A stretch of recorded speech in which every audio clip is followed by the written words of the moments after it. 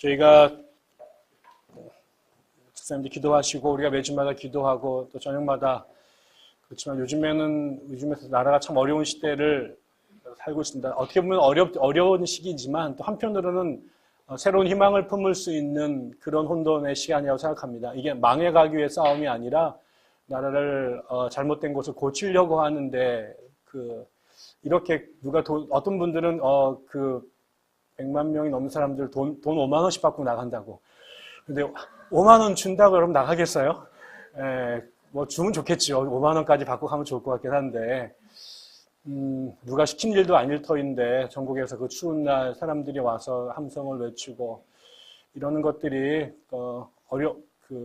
힘들고 다들 피곤하고 다 바쁘고 일하는 사람들 그나마 하루 쉴 수 있는 날인데 그 시간을 그렇게 드리는 것 그 자체가 사람들이 걱정하는 것처럼 그렇게 나라가 무너져가는 과정이 아니라 바로 세우려고 하는 건강한 홍역이라고 생각이 들어요. 그렇지만 추워진 더 빨리 끝났으면 참 좋겠다는 생각을 못 하지 않겠습니까? 어제 저도 광장에 가고 싶었지만은 일이 너무 많이 밀려가지고 꼼짝을 못 하고 있으면서 이제는 하나님께서 좀 움직여 주시면 참 좋겠다. 백성들이 해야 될 일들은 거의 다 한 것 같다. 이 정도까지 예의를 지키면서 자기 소리를 정직하게 냈었으면 이제 들을 사람은 듣고 또 일해야 될 사람들은 일하고 또 이런 것들 정말 지금도 하나님 일하신다고 저는 믿습니다만 하나님께 좀 더 이제 실질적인 일들을 하셨으면 참 좋겠다라는 생각들을 하고요. 저도 어제 그 강연을 보면서 공부를 해야 될 일들 하면서 정말 무릎이 꿇어져서 눈물을 흘리면서 기도를 했습니다. 우리가 외치는 것들은 반드시 해야 되죠. 그것도 광장에서 누군가는 계속해서 하고 여러분들 정말 시간 되시고 열의가 되시면 나가셔서 일하시면 좋겠고요. 그것만큼 여러분 뒤에서 정말 하나님께서 이번 기회를 통해서 이 나라를 더 건강하고 아름다운 나라로 세워주시도록 한 번만 움직여 달라고 그렇게 기도를 여러분이 정말 드려셨으면 좋겠습니다. 밖에서 아우성치는 그 소리만큼 더 많은 시간을 우리가 하나님께 드려야 되는 시간들이 필요합니다. 그래서 여러분 저희들 나가시는 분들은 정말 열심히 나가시고 또 그것만큼 골방에서 이 땅을 위해서 그 현장에 나가셔서 이 소리를 박근혜도 들어야 되겠지만 정말 들으셔야 될 분은 하나님이 들으셔야 되기 때문에 하나님께 기도하는 시간이 그 소리와 비례해서 같이 커졌으면 참 좋겠다 하는 생각들을 많이 했습니다. 그러면서 오늘 우리가 말씀을 저희가 바울의 회복 이렇게 말씀을 정했는데요.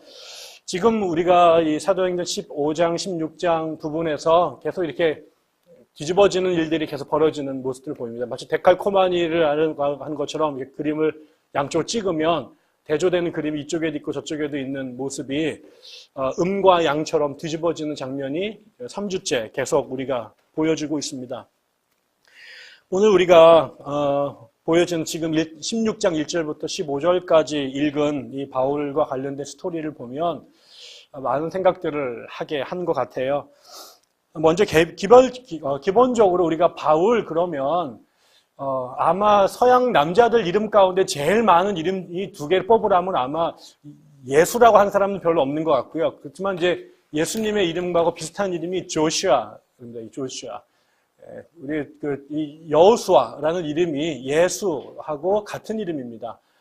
그래서 제가 유학을 갔더니 여호수아를 안 부르고 조슈아라고 부르더라고요. 그래서 우리가 짜샤 이렇게 부르고 우리 같이 공부하는 목사님 아들이 꼬맹이가 났는데 이름을 조슈아라고 불렀는데 우리가 짜샤 이러면서 맨날 놀렸습니다. 근데 조슈아라는 이름도 분명히 많이 있지만 더 많은 이름은 피터라고 하는 이름이죠. 그거를 또 프랑스 사람 피에르라고도 하고 하여튼 그렇게 페테르라고도 하고 하여튼 변형돼가지고 반석입니다. 반석. 우리나라에서는 반석이라는 말 많이 쓰죠.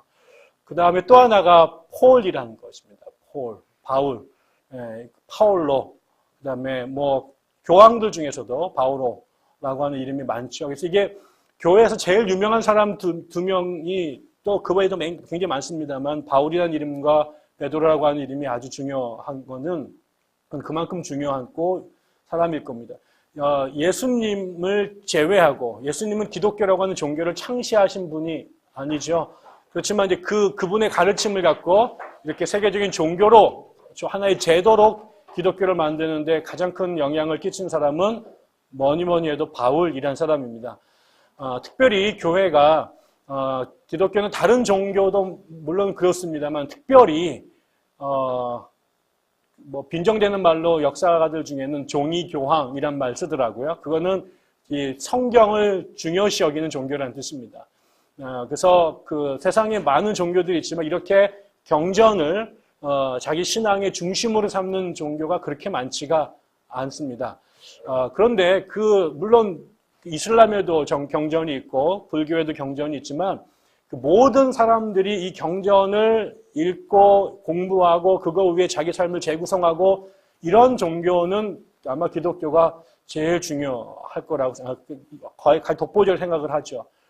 저는 이제 성결교 목사인데 성결교는 존 웨슬리의 신학을 되게 중요하게 생각하는데 존 웨슬리는 자기를 소개할 때 나는 한 책의 사람이다 이런 얘기를 했어요. 자기는 그 사람은 옥스퍼드에서 공부한 사람이 옥스퍼드 대학교 교수도 지낸 아주 석학이지만 수많은 책을 읽고 공부를 많이 했습니다만 자기 삶을 한마디로 자기의 정체성을 한마디로 정의하면 자기는 한 책의 사람이다. 그 한 책은 우리가 아는 것처럼 성경이죠. 성경이란 말을 영어로 바이블이라고 하는데 그거는 책이란 말입니다. 그 말의 어원은. 그런데 그 기독교가 그렇게 중요시하는 그 책에 27권의 신약 성경들 중에 가장 많은 책을 바울이란 사람이 썼습니다. 그래서 또 가장 많은 교회를 개척한 사람이기도 하고 또 그 교회를 개척한 교회를 살피기 위해서 쓴 편지들이 바울의 글인데 그게 나중에 성경의 서대를 형성하게 된 거죠. 그래서 바울이 참 중요합니다. 또 바울이 자기를 여러 번 성경에서 소개를 했는데 우리가 아는 것처럼 초대교회의 예수님의 제자들은 그렇게 출신 성분이나 가문이 내세울 만한 사람들이 아닙니다. 예수님도 목수나 혹은 석공, 그런 일들을 하던 사회의 아주 가난한 민중의 아들이었고 그분이 전도했던 12명의 제자들도 그렇게 집안이 좋거나 직업이 뛰어난 사람은 없었습니다. 대부분이 어부들이었고요. 그 예수님이 활동했던 동네 자체가 갈릴리라고 하는 이스라엘에서도 되게 매우 이렇게 위축되고 후미진, 그래서 별로 잘 살지 못하는 사람들이 사는 동네, 그래서 갈릴리라고 하는 곳이 갈릴리 출신이다 그러면 우리로 말하면 서울의 어느 빈민촌 혹은 판자촌 출신처럼 이렇게 이스라엘 사람들에겐 좋은 성분이 아닙니다. 제가 유학할 때 영어를 영어를 못한다고 선생님이 한 과목 들으라고 그래가지고 처음에 가서 들었더니 거기에서 이렇게 미국의 영어를 가리키는 프로그램들을 이렇게 보여줬는데 그 중에 재미있는 현상이요. 미국의 맨하탄의 금융권에서 일하는 흑인들 중에 영어 발음 교정을 하는 학원에 다니는 사람들이 있다는 거예요. 그게 무슨 말인가? 무슨 미국 사람이 영어 발음을 그건 한국 랭귀지 스쿨 다니는 사람들이 하는 얘기일 텐데 알아봤더니 흑인들 중에 남부의 빈민한 곳, 가난한 동네 출신들은 이 발음이 맨하탄에 있는 동북부 발음하고 다릅니다. 여러분 영어 보시면 알겠지만은 두두두두 거리고 무슨 말 잘 못 알아듣고 발음도 아주 탁 보면 알죠. 근데 이게 이 남부식 흑인 발음을 하게 되면 얘가 어디 후진 동네 출신이구나. 그래서 이 맨하탄의 월스트리트 같은 금융권에서 채용을 안 한대요. 그래서 자기가 아무리 좋은 학교를 나와도 자기 성분이 이렇게 별로 좋지 않은 곳에서 왔다고 그래가지고 그것을 고치려고 우리가 말하면 이 지방에 있는 사투리를 진하게 쓰던 사람들이 서울 말씨로 언어를 바꾸듯이 그 남부에 있는 흑인들이 고급 영어를 쓰기 위해서 언어 학원을 다닌다라고 하는 다큐멘터리를 제가 본 적이 있습니다. 예수님의 제자들 대부분이 가난한 사람들 출신이었습니다. 그런데 유일하게 이 바울이 자기를 소개할 때 보면 이 사람은 일단 로마 시민권이라고 하는 특권을 갖고 있는 집안 출신이었습니다. 예수님 제자들 가운데 로마 시민권을 갖고 있었던 사람은 아무도 없었습니다. 또 예수님의 제자들 중에 제대로 된 공부를 했다고 말하는 사람도 없습니다. 그런데 바울은 가말리엘이라고 하는 유명한 학자 밑에서 제대로 공부를 했던 그런 사람이었습니다. 모두가 아람어라고 하는 그 나라 말을 못 쓸 때 이 바울은 그 당시에 세계 공용어였던 헬라 말을 유창하게 할 수 있는 그런 언어적 능력도 갖고 있었던 사람이죠. 그리고 또 기독교로 입문할 과정에서 부활하신 예수를 길거리에서 환상 속에 만났던 놀라운 영적 체험을 한 사람이 바로 이제 바울입니다. 예수님의 제자들도 그렇게 놀라운 경험을 많이 하지는 않았습니다. 집단적으로 나타나셔가지고 쭈쭈쭈 하고 가셨는데 1대1로 길거리에서 바울을 부활하신 예수께서 만나 주셨습니다. 아마도 요거 하나만 갖고도 일생 동안 간증 집회 다녀도 먹고 살 만큼 아주 결정적인 경험이죠. 남들이 갖고 있지 못한 사회적 신분, 그리고 남들이 갖고 있지 못한 지적인 능력, 또 남들이 갖고 있지 못한 종교적 신비 체험, 거기에다가 바울이 교회에 들어올 때 그를 도왔던 수많은 사람들이 그 커넥션이 장난이 아닙니다. 그냥 뒷골목으로 들어온 게 아니라 그를 교회에서 받아들이는 과정에 베드로라고 하는 가장 영향력 있는 사람이 그를 인정했고요. 그 다음에 그가 제하에서 묻혀 있을 때 바나바라고 하는 또 다른 영향력 있는 사도가 그의 교회에 부교육자로 그를 초대해서 공동 목회를 하게 하면서 이 목회에 등용하게 되게 되죠. 개인적으로 보면 그의 출신 성분, 그의 교육 수준, 그다음에 그가 갖던 신비의 체험, 그 다음에 그가 갖던 인적인 맥락, 이 네트워크, 이런 것들은 그냥 그것 자체로 요즘식으로 말하면은 금수저입니다. 교계 안에 성골입니다. 이게 여러분 잘 느낌이 안 오지만 저 같은 이 업종에 있는 사람들한테는 아주 부러운 겁니다. 아버지가 총회장을 하거나 아니면 최소한 담임 목사를 하거나 아니면 명문대학을 나오거나 아니면은 뭐 친구들이 아는 사람들. 제가 이제 서울신학대학 공부하고 돌아왔더니 저희 스승님께서 아유, 배 목사, 네 침 없어도 이렇게 없냐 이런 얘기를 저한테 늘 하셨습니다. 뭐 유명한 목사람이 다니는 교회라도 다녀야 서울신학대학에 어떻게 이사라도 한번 되셔야 이렇게 저를 추천해 볼 텐데 동네 아는 사람이 우리 어머니하고 내 동생밖에 아는 사람이 아무도 없는데 총회장이 아니시고 담임 목사님도 아니시고 거기다가 저기 전라도나 아니면 저기 어디 이쪽에 충청도 쪽에 이렇게 고향이 있어야 돼. 또 서울에서 달랑 태어났고 뭐 그런 겁니다. 인간적으로 바울은 굉장히 좋은 그야말로 스펙을 갖고 있는 사람이었죠. 또 하나는 그가 교회에 목회를 하고 난 다음에 보는 성과도 굉장히 대단했습니다. 아시는 것처럼 첫 목회지가 안디옥 교회였는데요. 안디옥 교회는 초대교회의 가장 예루살렘 교회와 쌍벽을 이루는 대표적인 교회였습니다. 예루살렘 교회는 예수님이 계셨던 교회, 그의 형제들과 12명의 직제자들이 세운 우주적인 중심에 있는 교회라고 말한다면 그 예루살렘 담박 밖에서 세워진 교회, 정통 유대인들이 아니라 이방인들로 구성된 교회 가운데 이렇게 예루살렘 교회에 준하는 수준으로 올라간 교회는 바울의 당대의 안디옥 교회밖에 없었습니다. 그 당시에 가장 급성장하는 이미 예루살렘 교회는 완성된 교회였다면 이 안디옥 교회는 떠오르는 교회였고 그 다음에 무게중심이 예루살렘에서 예루살렘 밖으로 교회의 무게중심이 옮겨지고 있는 상황에서 가장 결정적인 역할을 할 수 있는 그런 교회의 담임 목회자였습니다.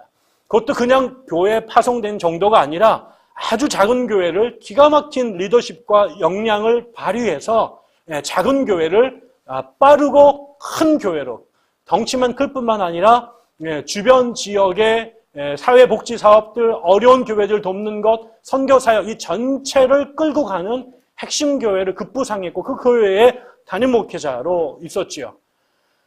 또 이분은 거기에 교회에 머물 뿐만 아니라 제1차 선교 여행을 바나바와 같이 떠납니다. 그래서 그 안디옥에 머물러서 그 교회에서만 목회를 했던 정도가 아니라 그 한 번도 간 적이 없었던 그 미답 지역을 죽음을 무릅쓰고 그 안락한 자리를 포기하고 스스로 사서 고생하면서 선교지를 개척해 냈고요. 거기서 여러 번에 걸쳐 두들겨 맞고 죽음의 위기를 극복하면서 그 일들을 만들어냈습니다. 그래서 안디옥으로 한정될 수밖에 없었던 교회의 지평을 소아시아와 그 다음에 서유럽 전역으로 확산시키는데 결정적인 역할을 해냅니다. 우리가 역사 속에요, 훌륭한 목회자로 성공한 사람도 있고요. 훌륭한 신학자로 성공한 사람도 있고 훌륭한 선교사가 된 사람도 있습니다. 그러나 이 어려운 세계를 다 해낸 사람은 교회사에서 바울밖에 없습니다. 이 사람은 선교자였고 신학자였고 그 다음에 목회자였지요. 뿐만 아니라 우리가 지난번에 살펴본 것처럼 그 교회가 커지자 예루살렘에 있었던 교회와 갈등 속에 들어갑니다. 문제는 할례를 하느냐 안 하느냐의 신학적 싸움이었지만 사실은 조금 더 정직하게 말하면 기존의 교회를 장악하고 전체를 휘두르고 있었던 예루살렘 교회에 어느 순간 거기에 대항할 만한 엄청난 교회가 하나 생긴 거예요. 근데 이 교회는 이 교회 말을 안 들어요.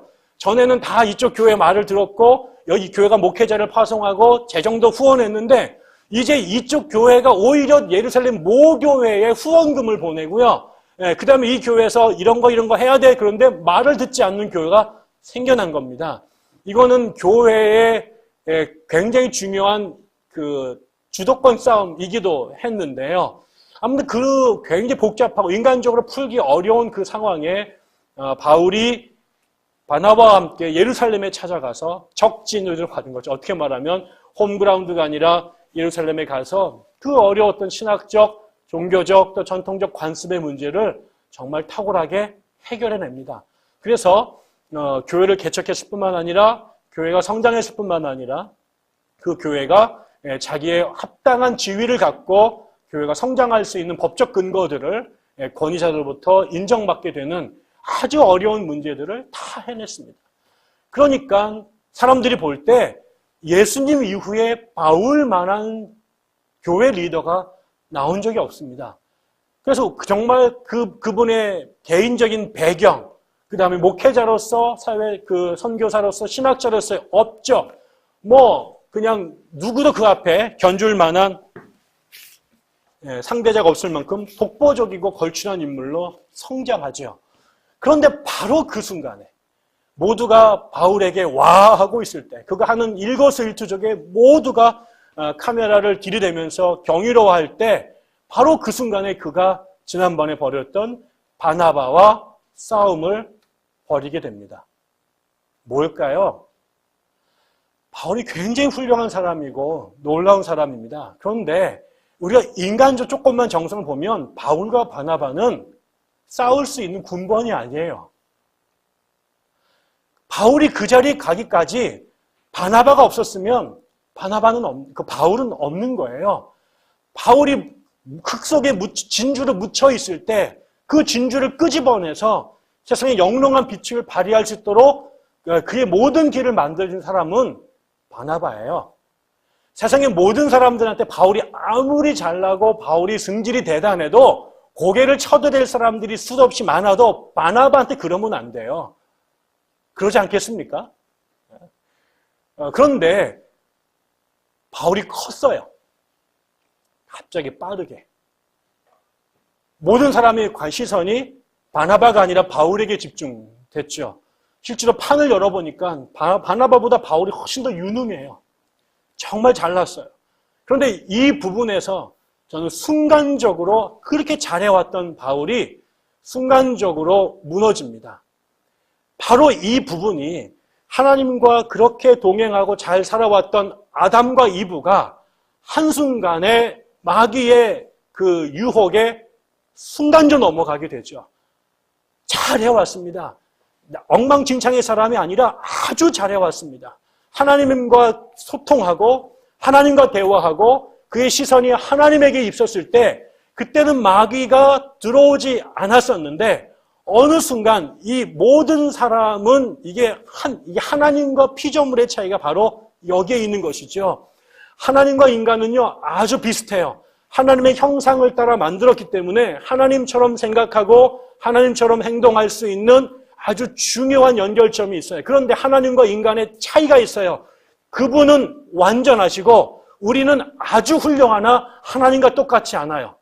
그래서 마치 그리스 신화에 나오는 아킬레스 건처럼 온몸이 다 철갑으로 땅땅하지만 한쪽 귀에 그 생명의 수로 닦아내지 못해서 구멍이 난 빈틈이 있어요.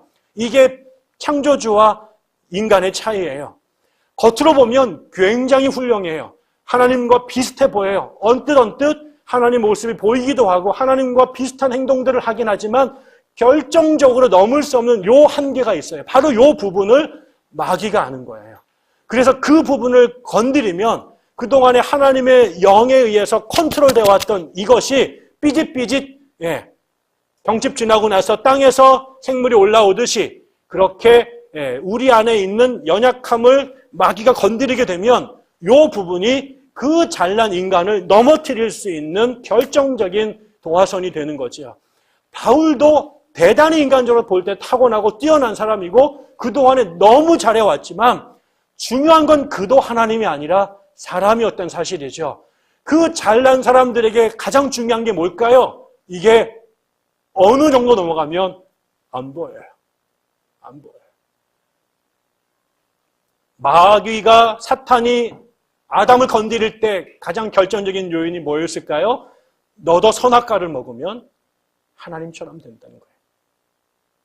바로 이 부분이죠. 자기가 하나님과 자기 사이에 분명한 차이가 있었는데 살다 보니까 자기랑 하나님이랑 별 차이가 없는 거예요. 하나님하고 자기랑 되게 비슷한 거예요. 그런데 내가 왜 갑과 을의 관계에 있어야 돼? 라는 게 퍼뜩 생각이 나게 되면서 그때 마귀가 와서 니도 하나님과 똑같이 될 수 있는데 왜 여기서 엎드려 저러고 있어? 라고 건드렸을 때 순간적으로 정신이 혼미해지죠.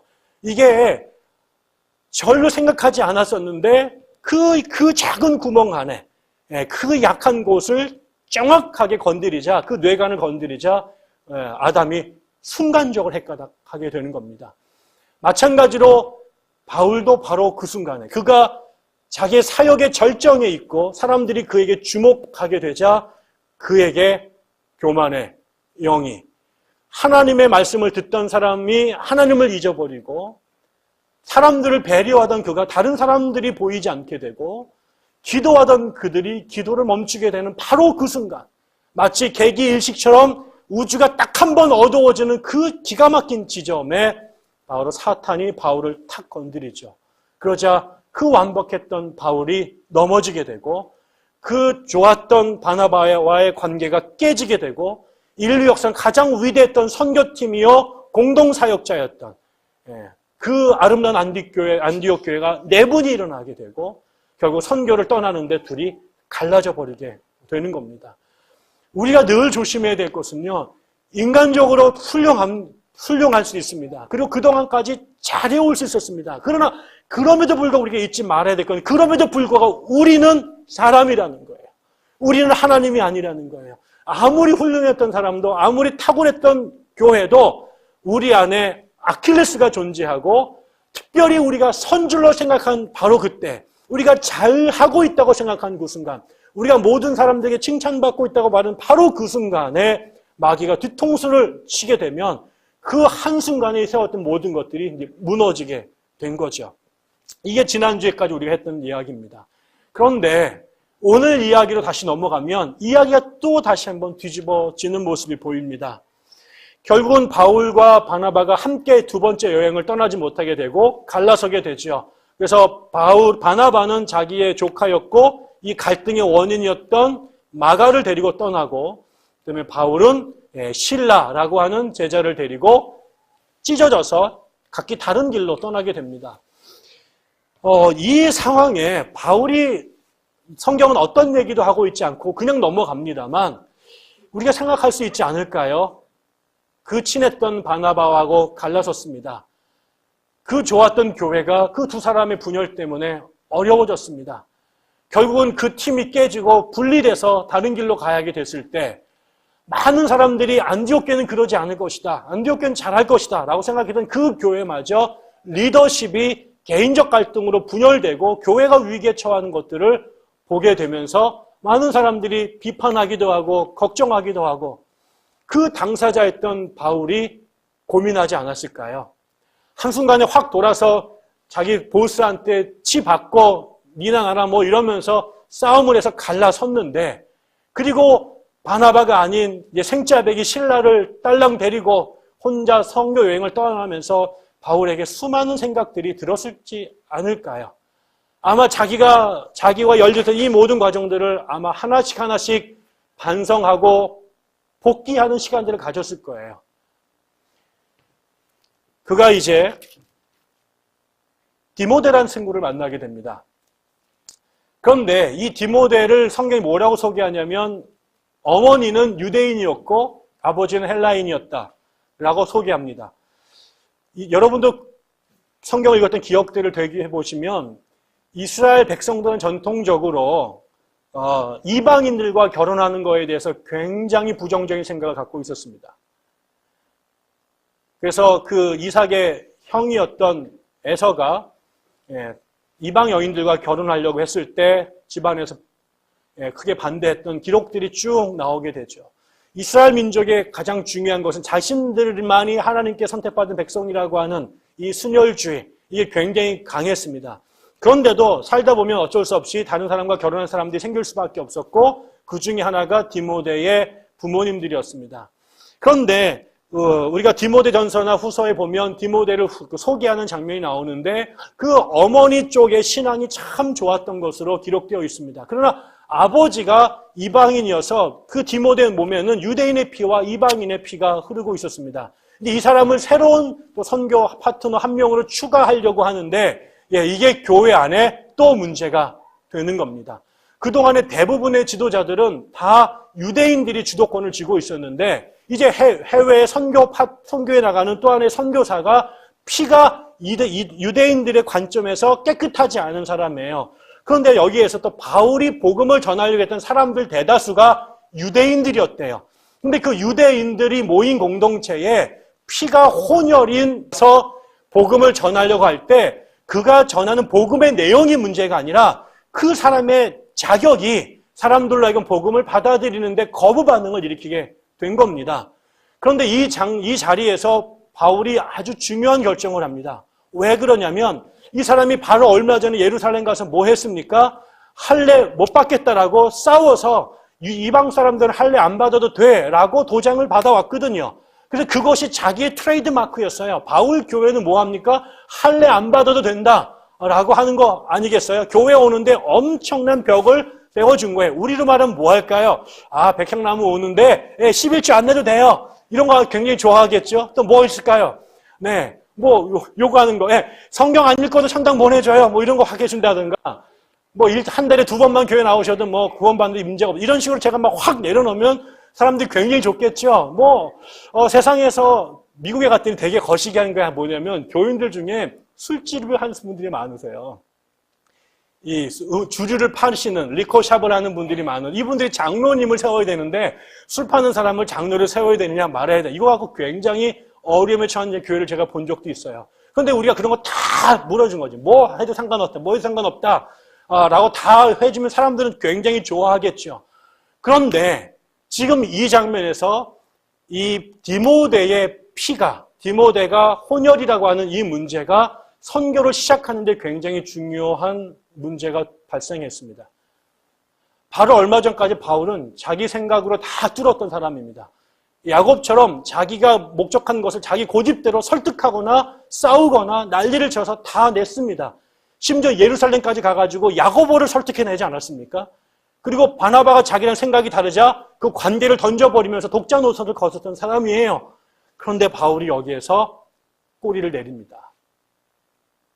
밀어붙이려고 하다가 결국은 할례를 해도 되고 안 해도 되는 것이었는데 이 지역에서는 할례를 하는 것이 모두를 행복한 일이라면 그것을 자기의 신앙을 또 고집해서 그들을 설득하고 논쟁하고 싸우고 갈라서고 튕겨나가지 않고 바울이 이번에는 디모데를 설득을 합니다. 네가 할례를 받는 것이 좋겠다. 발레는 할례를 받지 않도록 하는데 평생 싸운 사람인데 그가 이 교회를 위해서 자기의 고집을 내려놓고 디모데요, 네가 할 수 있다면 네가 교회를 위해서 선교 사역을 위해서 할례를 받으면 좋겠다라고 내려놓죠. 자기 중심으로 판을 뒤집어 끌고 가던 바울이 제가 볼 땐 처음으로 자기 생각을 내려놓습니다. 두 번째, 지난주에 그 싸움을 했던 바울은 원래 성령의 인도하심에 순종했던 사람이었습니다. 그런데 이 바나바와 얽히게 되자 성령이 없어지게 되고 자기 생각을 고집하는 사람으로 판을 깨버렸습니다. 그런데 여러분, 지금 우리가 1절부터 15절까지 이야기 중에 제일 많이 나오는 주어 중에 하나가 성령과 예수의 영입니다. 그가 선교를 가고 싶었던 루트가 있습니다. 가고 싶었던 선교 지역, 자기가 처음 출발하면서 찍었던 그 거점 도시들이 있었습니다. 그런데 성령께서 그 길을 막으십니다.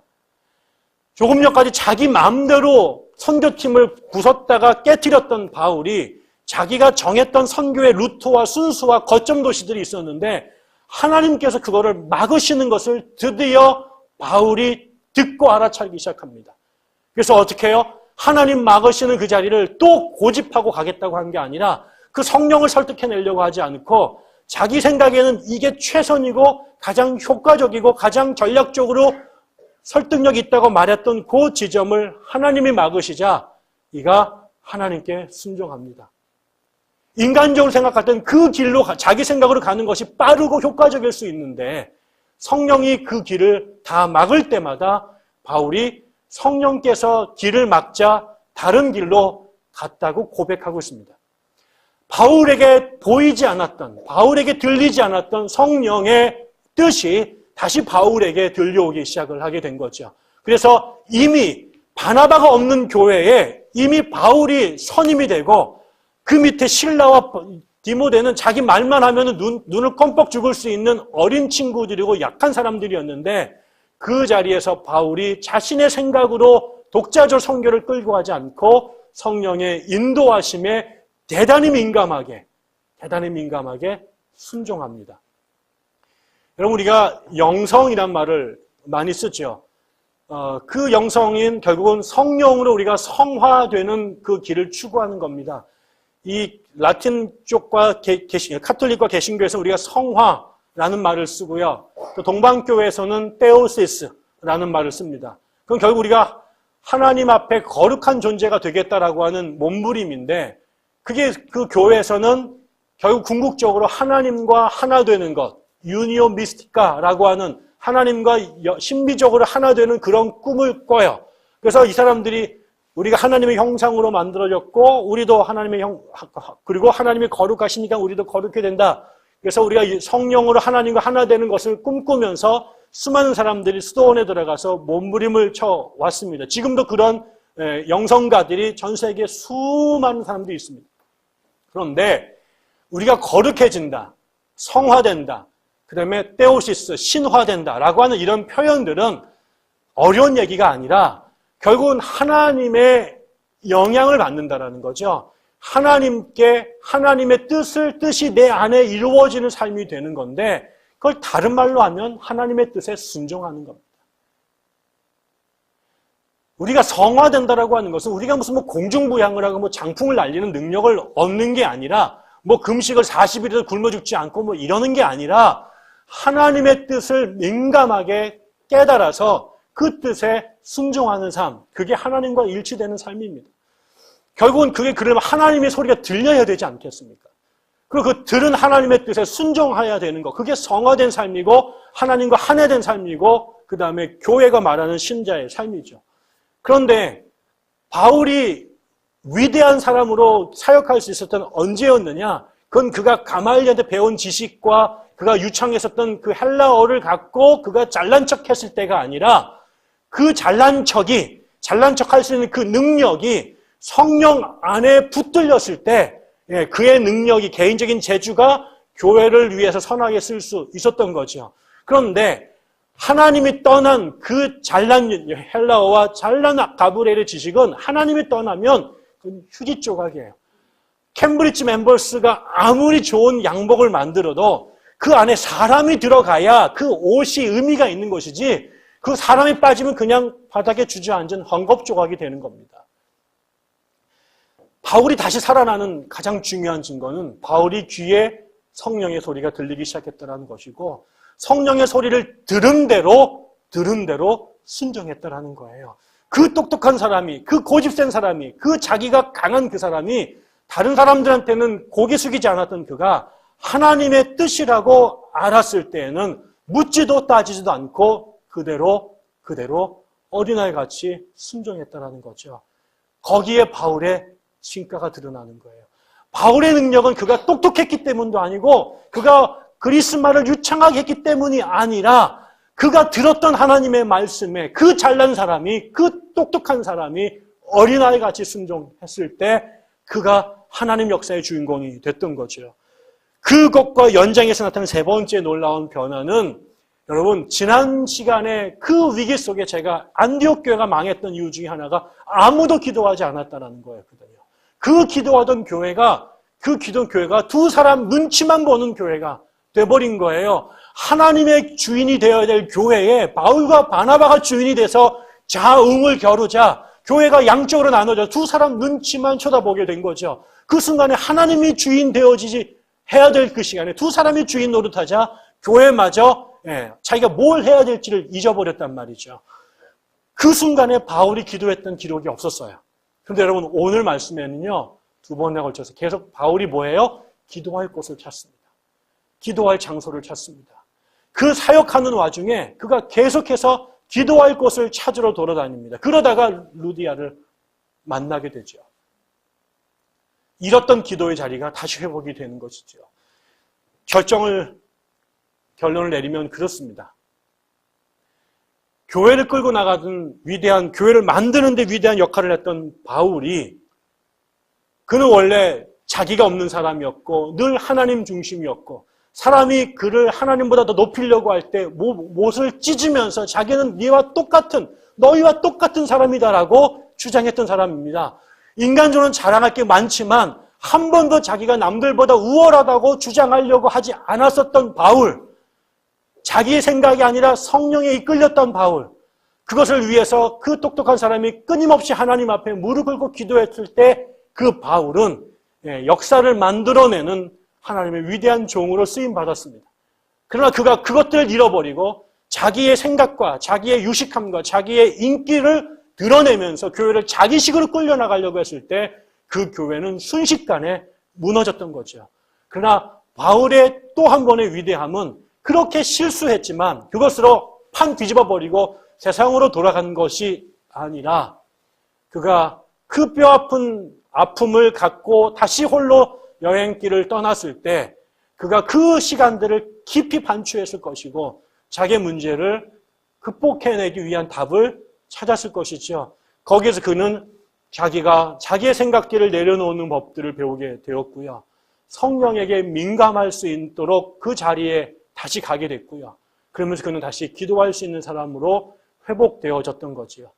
다시 하나님에게 민감했을 때, 다시 기도하는 자리에 섰을 때 결국 그가 교회의 중심이 아니라 교회의 우두머리가 아니라 그는 하나님의 도구에 불과함을 그가 깨달았고 자기의 생각이 아니라 공동체를 중시하고 그 앞에 자기의 생각들을 내려놓기 시작을 했을 때 무너졌던 교회는 다시 빠르게 회복될 수 있었던 것 같습니다. 우리 교회는 아직 이렇게 대판 싸운 적이 없어요.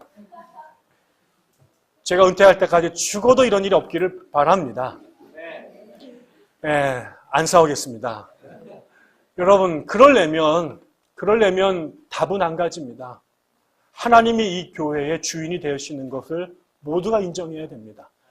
이 교회가 목사가 끌고 나가는 교회, 목사가 갖고 있는 사회적인 어떤 경력과 프로필, 이게 교회를 끌고 나가거나 목사와의 개인적 커넥션, 이런 것들이 교회를 만들어서는 안 되죠. 설령 그렇게 낚여온 분들이 있을지라도 여기에 들어와서는 배목사는 잊어버리고 이 교회의 주인이 하나님이심을 인정해야 됩니다. 이걸 여러분이 반드시 이 교회를 제일 처음 세운 사람 그냥 첫 번째 노가대한 사람이라고 생각하면 되는 겁니다. 교회 세워야 될 때 힘든 일 그거 할 때 잡일한 사람들을 생각하면 됩니다.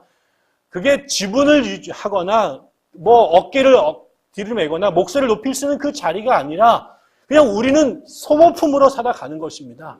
교회가 세워질 때 저나 우리 조리사님 가정이나 처음 세운 사람들 그냥 하나님께서 마른 막대 같은 우리를 들어쓰셔서 처음 교회 세울 때 땅 팔 때 삽으로 쓰셨던 사람들에 불과한 것입니다. 우리가 그렇게 유지해야 됩니다. 절대로 우리가 이 교회 주인 행사하거나 힘을 해서는 안 되죠. 저는 그냥 욕 먹고 조롱받아도 괜찮습니다. 쓰다가 그냥 이렇게 조용히 사라져 갈 것입니다.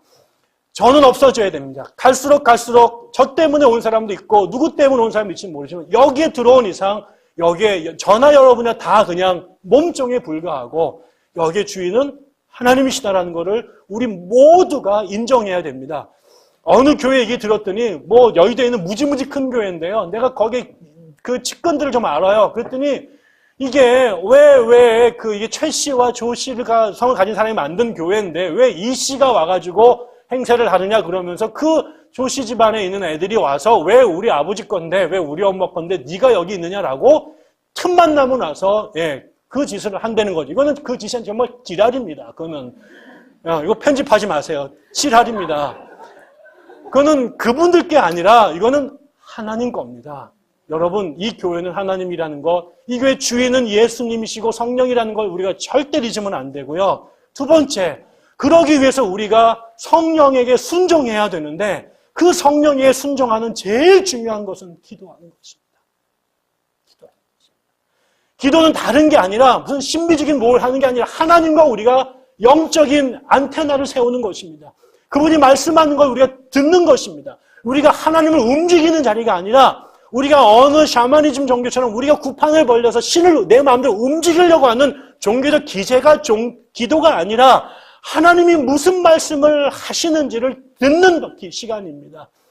내 생각으로 하나님을 움직이려고 하는 그것이 아니라 우리를 향해 하나님이 무슨 뜻을 갖고 계시는지를 끊임없이 들으려고 하는 그 자리, 그게 우리의 기도의 자리여야 되는 것이죠.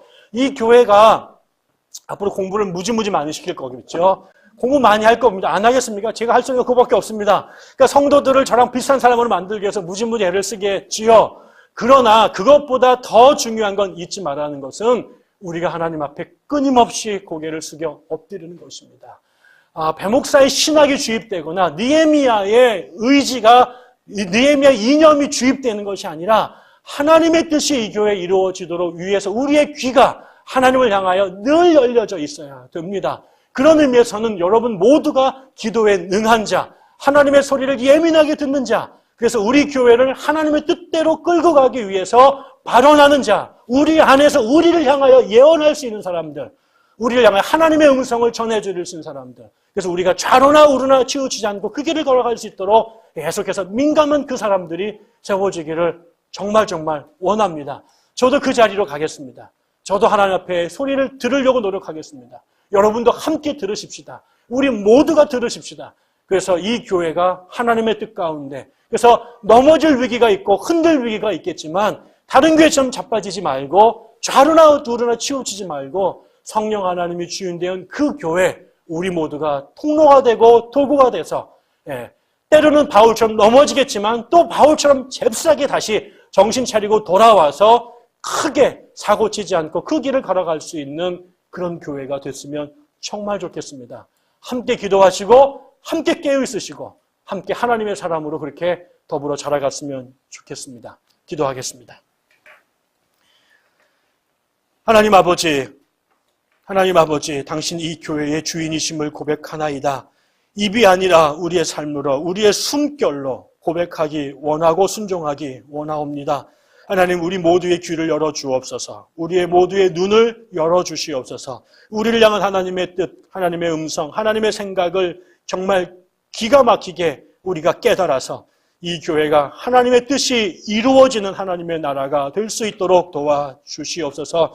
왜 실수하지 않겠습니까? 왜 유혹받지 않겠습니까? 왜 또 때로는 인간적인 생각들이 튀어나오지 않겠습니까? 그러나 그때마다 우리 교회가 함께 어깨동무하며 하나님께 엎드리고 기도하며 성령의 운행하심에 민감하게 반응해서 우리의 개인의 욕심과 생각이 지배하고 주인되는 교회가 아니라 그 어떤 순간에조차 궁극적으로 하나님의 뜻이 이루어지는 교회가 되어질 수 있도록 도와주시고, 그래서 이 험하고 무너지는 세상 한복판에, 이 어두운 세상 한복판에 하나님의 거룩한 빛이, 하나님의 거룩한 생명이 이 교회를 통해 이 땅에 듬뿍듬뿍 드러나 뿜어나오줄 수 있도록 축복하여 주시옵소서. 감사드리며 예수님 이름으로 기도드립니다. 아멘.